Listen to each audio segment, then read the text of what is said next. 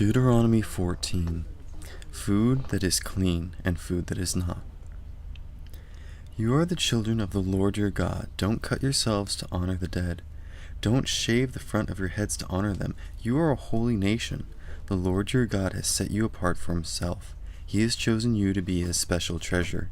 He chose you out of all the nations on the face of the earth. Don't eat anything the Lord hates. Here are the only animals you can eat. You can eat oxen, sheep, goats, deer, gazelles, roe deer, wild goats, ibexes, antelope, and mountain sheep. You can eat any animal that has hooves that are separated completely in two, but it must also chew the cud. Some animals only chew the cud, others only have hoofs that are completely separated in two.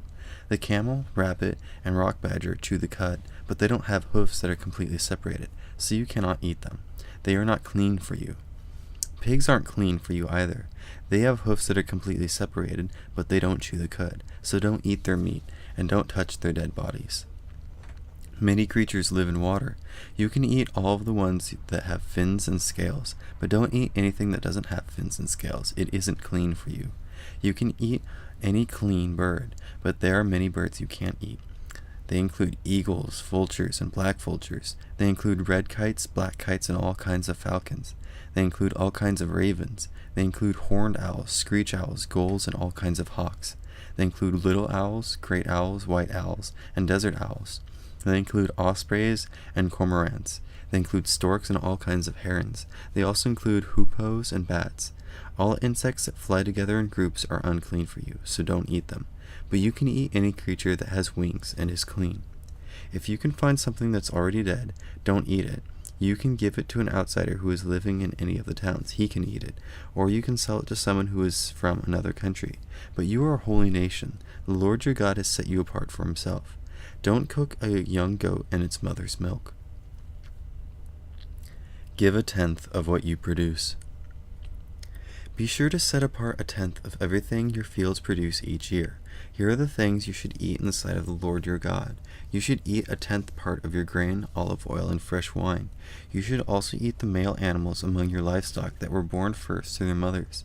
Eat all of those things at the special place the Lord your God will choose. He will put his name there. You will learn to have respect for him always. But suppose the place the Lord chose for you, his name's too far away from you. And suppose your God has blessed you, and your tenth part is too heavy for you to carry. Then sell it for silver. Take the silver with you. Go to the place the Lord your God will choose. Use the silver to buy anything you like. It can be cattle or sheep. It can be any kind of wine. In fact, it can be anything else you wish. Then you and your family can eat there in the sight of the Lord your God. You can be filled with joy. Don't forget to take care of the Levites, who will live in those towns. They won't receive any part of the land as their share. At the end of every 3 years, bring a tenth of everything you produce that year. Store it in your towns, then the Levites can come and eat. That's because they won't receive any part of the land as their share. The outsiders and widows who live in your towns can come. So can the children whose fathers have died. Everyone can have plenty to eat. Then the Lord your God will bless you in everything you do.